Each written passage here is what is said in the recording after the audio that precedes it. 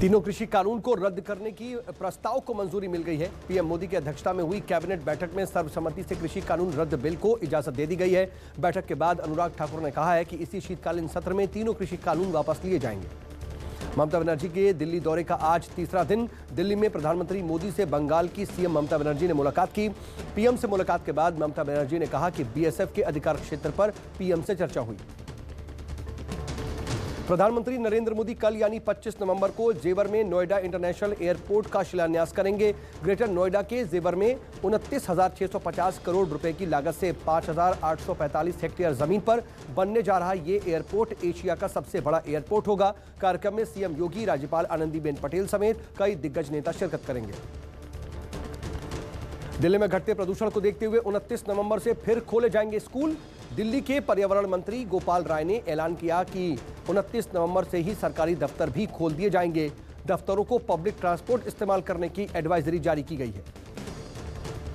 दिल्ली में बढ़ते प्रदूषण के स्तर पर आज सुप्रीम कोर्ट में सुनवाई हुई। दिल्ली सरकार ने सुनवाई के दौरान दिल्ली में वायु प्रदूषण के मुद्दे पर कोर्ट में हलफनामा दाखिल करके एक्शन की जानकारी दी। दिल्ली ने हलफनामे में कहा कि बढ़ते प्रदूषण को देखते हुए पाबंदियों को 26 नवंबर तक बढ़ा दिया गया है। सुप्रीम कोर्ट ने एक बार फिर दिल्ली सरकार को फटकार लगाई। कहा, दिल्ली में प्रदूषण सरकार के एक्शन की वजह से नहीं बल्कि तेज हवा की वजह से कम हुआ। सरकारों को लॉन्ग टर्म में प्रदूषण का उसके खिलाफ एक्शन प्लान तैयार करना चाहिए। अगली सुनवाई अब 29 नवंबर को होगी। यूपी चुनाव से पहले अरविंद केजरीवाल ने अयोध्या को तीर्थ यात्रा को लेकर के बड़ा ऐलान किया। 3 नवंबर को दिल्ली से पहली ट्रेन अयोध्या के लिए रवाना की जाएगी। बुजुर्ग के साथ एक अटेंडेंट को भी जाने की इजाजत दी गई है। करीब 1000 श्रद्धालुओं को लेकर के अयोध्या के लिए रवाना होगी पहली ट्रेन।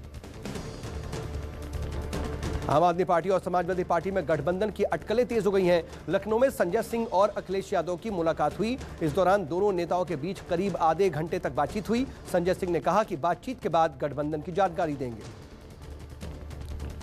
समाजवादी पार्टी का छोटे दलों के साथ गठबंधन जारी है। आज समाजवादी पार्टी और अपना दल कामेरावादी गठबंधन का ऐलान कर दिया गया। अपना दल कामेरावादी अध्यक्ष कृष्णा पटेल ने अखिलेश यादव से मुलाकात के बाद गठबंधन का ऐलान किया। यूपी चुनाव से पहले किसानों को लेकर के अखिलेश यादव ने बड़ा ऐलान किया है। अखिलेश ने ट्वीट करके कहा कि समाजवादी पार्टी की सरकार बनते ही किसान आंदोलन शहीदों को 25 लाख की किसान शहादत सम्मान राशि देगा। अखिलेश बोले, किसान का जीवन अनमोल क्योंकि वो अन्य के अन्न उगाता है। 2022 यूपी विधानसभा चुनाव को लेकर के बीजेपी भी एक्टिव हो गई है। संगठन मंत्री बीएल संतोष ने कल यूपी के सभी प्रभारियों और सह प्रभारियों की बैठक बुलाई है। लखनऊ में कल शाम 7 बजे यूपी बीजेपी की अहम बैठक होगी। इसमें सीएम योगी, प्रदेश अध्यक्ष स्वतंत्र देव सिंह समेत कई नेता शामिल होंगे। कांग्रेस नेता राहुल गांधी ने केंद्र सरकार से गुजरात में कोरोना से हुई मौतों के आंकड़े पर सवाल खड़े किए हैं। उन्होंने ट्वीट करके कहा कि कोरोना मृतकों के सही आंकड़े बताए जाएं। साथ ही राहुल ने कोरोना से मारे गए लोगों के परिवार को 4-4 लाख मुआवजा देने की भी मांग की है। राहुल गांधी ने अपने इस ट्वीट में एक वीडियो भी शेयर किया है। बिहार में आरजेडी रजत जयंती वर्ष मना रही है। आज लालू यादव जीप में चलकर के 4 साल बाद आरजेडी पार्टी के दफ्तर पहुंचे, जहां पर उनका भव्य स्वागत किया गया। इस दौरान उन्होंने पटना पार्टी दफ्तर पर 6 टन भारी और 11 फीट ऊंची लालटेन का अनावरण किया। लालू यादव ने कार्यकर्ताओं को संबोधित करते हुए कहा कि यह संघर्ष तब तक जारी रहेगा जब तक एमएसपी पर कानून नहीं बन जाता। मैं सरकार से एमएसपी पर कानून लाने की मांग करता हूं। भारतीय नौसेना की ताकत बढ़ाएगी आईएनएस वेला। 25 नवंबर यानी कल नौसेना के बेड़े में शामिल होगी आईएनएस वेला 4थी स्टील्थ स्कॉर्पियन श्रेणी की पनडुब्बी है और इस युद्धपोत और पनडुब्बी से भारत की सागरीय ताकत काफी ज्यादा बढ़ जाएगी। पेट्रोल डीजल की कीमतों पर सरकार जल्द राहत दे सकती है। सरकार ने इमरजेंसी पेट्रोलियम रिजर्व में से 50 लाख बैरल रिलीज करने का फैसला किया है। स्ट्रेटेजिक पेट्रोलियम रिजर्व में 5 मिलियन बैरल कच्चा तेल रिलीज करने से कीमतों में 3 से 4 रुपए तक की कमी आ जाएगी। श्रीनगर में सुरक्षा बलों का बड़ा एक्शन। रामबन इलाके में सुरक्षा बलों ने 3 आतंकियों को मार गिराया। इस मुठभेड़ में आतंकी संगठन टीआरएफ के टॉप कमांडर मेहरान को भी ढेर कर दिया गया है।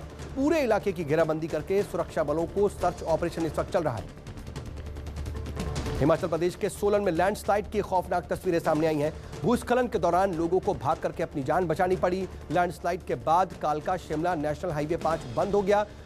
कालका शिमला नेशनल हाईवे 5 के 4 लेन उसको बनाने का काम चल रहा है, जिसको लेकर के पहाड़ों की कटिंग की जा रही है। इसकी वजह से पहाड़ भी दरक रहे हैं। और पंजाब में केबल टीवी के शुल्क को लेकर के विवाद तेज हो गया है। Cable TV operators press conference कर कहा उन्होंने कि पंजाब सरकार केबल टीवी के दर तय नहीं कर सकती। राज्य में केबल टीवी ऑपरेटर ट्राई के तय दरों का पालन कर रहे हैं। सीएम चन्नी को पंजाब में केबल टीवी का रेट 100 रुपये मासिक करने का बयान वापस लेना चाहिए। बता दें कि सीएम चन्नी ने पंजाब में केबल टीवी शुल्क को 100 रुपये प्रति माह फिक्स करने का ऐलान किया है।